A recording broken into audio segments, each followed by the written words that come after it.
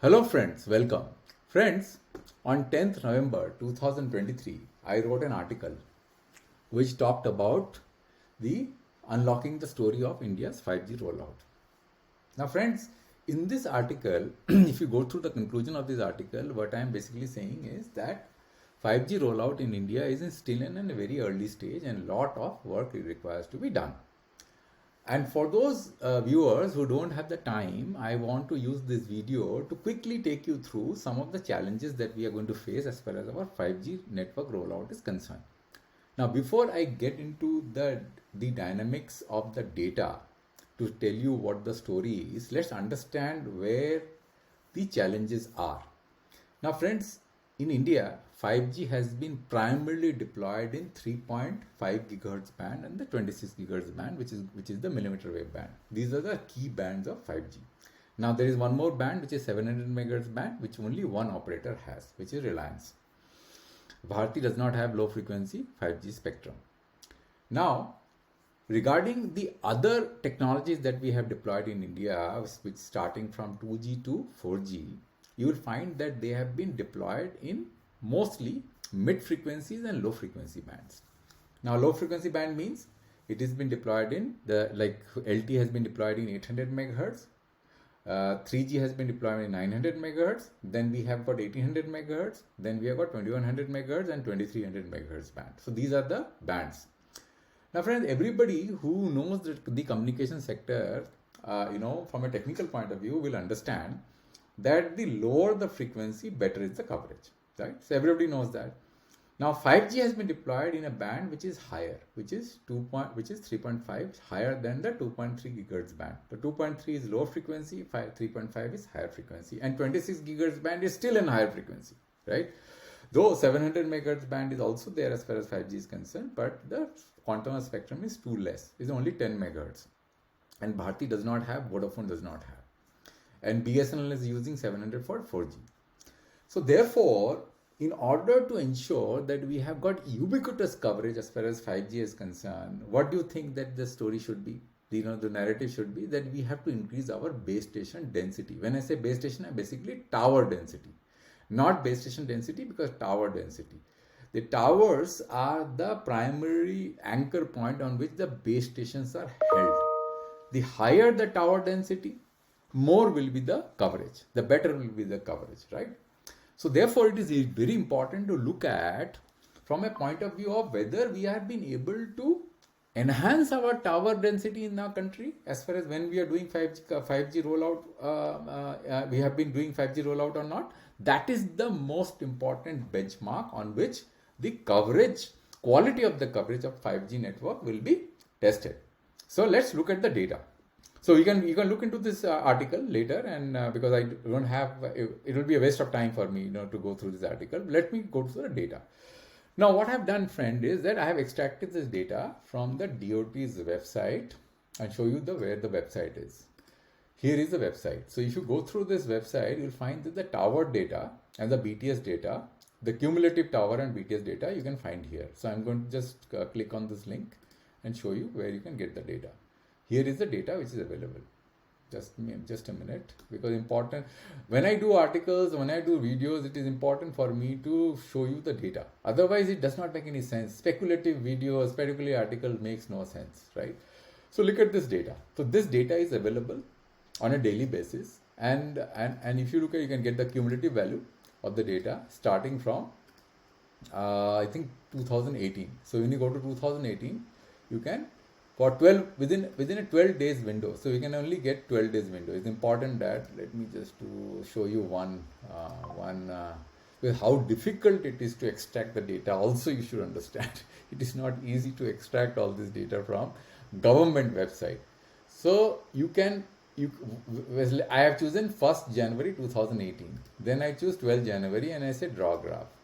See, but if I choose, let's say 13th January and try draw graph, it will say maximum duration allowed is 12 days only. So imagine that you can only extract 12 days of data at a time, and you have to extract data from 1st January 2018 till date. The amount of effort that you have to do to extract this data, you can imagine.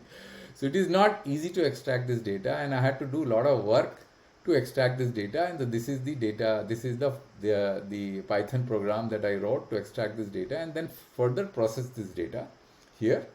It takes a lot of time and a lot of effort, and then I extracted data in this format. So this data actually is till 17 January 2024, the tower data as well as the BTS data, incremental data as well. That incremental tower on a daily basis has been extracted out, and the data is from 1st January 2018, as I showed you. So I have plotted this data here.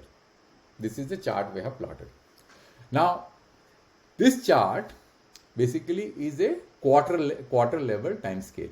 Now, quarter level time scale, I can do monthly level, I can do daily level, whatever you want, you can do it here. So I can do monthly and I do quarter level. Now, why I am showing you quarter level is because it gives you a very important insight.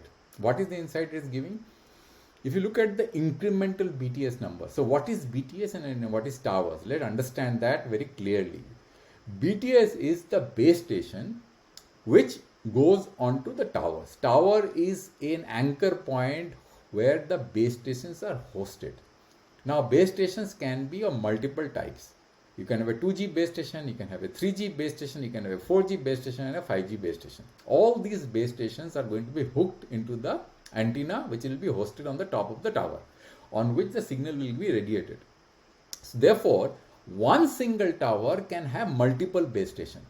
So if you look at the final tower count, and if I do a monthly level, daily level count and a cumulative number, you will see that we have around 2.8 million base station in our country. These numbers are all in thousands, right? So 2.8 million, and we have got 788,000 towers in the country, right? So you can imagine that number of base stations are much higher than the number of tower. But the towers are the main entity which is deciding on the coverage, because it prepares the grid.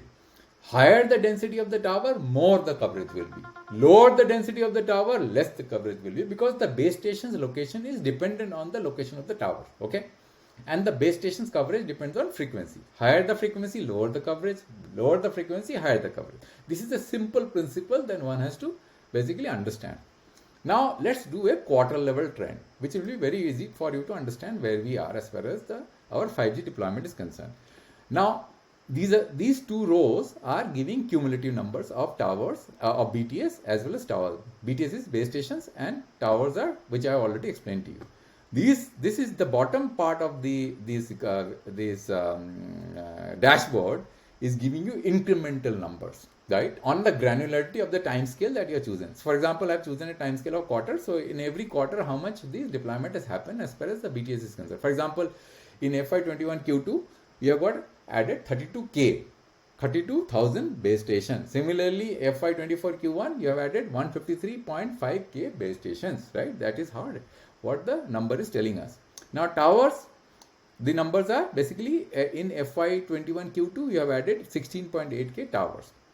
Now, you will notice here that since FY23 Q3, where the 5G deployment started, you can see some kind of a exponential increase, which peaked at FY24 Q1, and then slowly the number went down. So this is a clear demonstration that the 5G deployment took place within this particular window, right?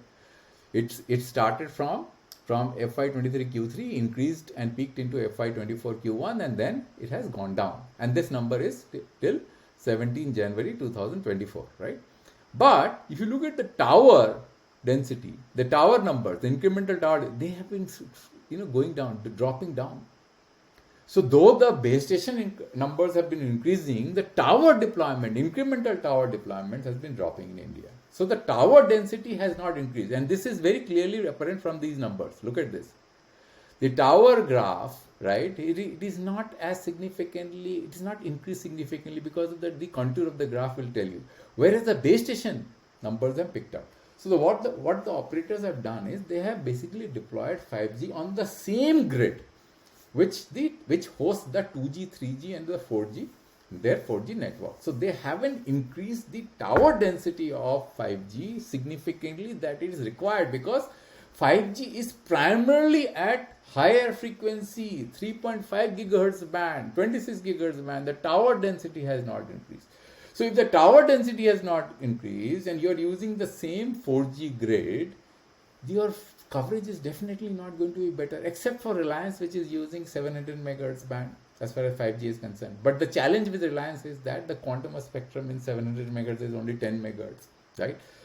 So that is the problem that we have as far as 5G is concerned.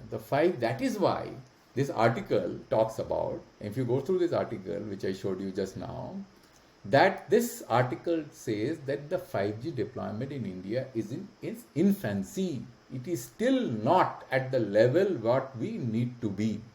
Because in order for you to have an ubiquitous coverage of 5G, you need to increase your tower density. Tower density has to be significantly more than what your tower density as far as 4G is concerned. Only then you will be able to have a better coverage as far as 5G is concerned. And when we start deploying 5G in millimeter wave, our tower density has to increase exponentially, because the coverage of millimeter wave is going to be a fraction of what the coverage that we have in the lower frequency, the mid frequency band as far as 4G is concerned. So friend, that is what I wanted to basically talk about in this particular video. There is nothing much to basically say, is that 5G really is, a lot of work has to happen as far as 5G is concerned. We are still not there, and we should not be complacent, and we should keep demanding better coverage as far as 5G is concerned, more access to low frequency band, because if you have access to low frequency, like for example 600 megahertz, which I have already done a video in past, then you can live with the existing grid density as far as tower is concerned. Unless you give access to low frequency band, you will never be able to have a better quality 5G coverage in India. Your coverage is going to suffer. You might get higher speed, but those speeds that you are going to realize at the bottom of the base station, let's say if you are sitting under the base station or near the base station, you will get 500 Mbps, 600 Mbps data. As soon as you move inside your house, your speeds are going to become extremely poor, because high frequencies do not penetrate indoors. So imagine that you are using a mobile phone most of the time, 80% or 90% of the time you are inside your house or you're in office, you will never be able to experience any good quality 5G coverage. So 5G is still not deployed to any level of complacency as far as we are concerned. We have to go further, do much more work as far as 5G is concerned. So even if the operator says that they are going to charge higher for 5G data, I do not understand what they're talking about, because 5G most of the time inside your house, the coverage won't be there. So what are you going to talk about? You are not going to charge somebody. Nobody is going to basically start working under a tree, right? Where 5G coverage, there will be a line of sight, coverage from the base station. That's not what we intend to do. We are going to work in our offices where we need the 5G coverage. The low frequency band should be able to penetrate inside our houses and offices. Then only it will make sense to pay for higher 5G data. Otherwise, why would you pay for higher 5G when you don't have 5G most of the time? So let's understand this, and that's why I did this video, for you to understand where we stand as far as 5G is concerned. We have to do much more work. And thank you for your time and your patient listening. I will come back with the next video as soon as possible. Thank you very much.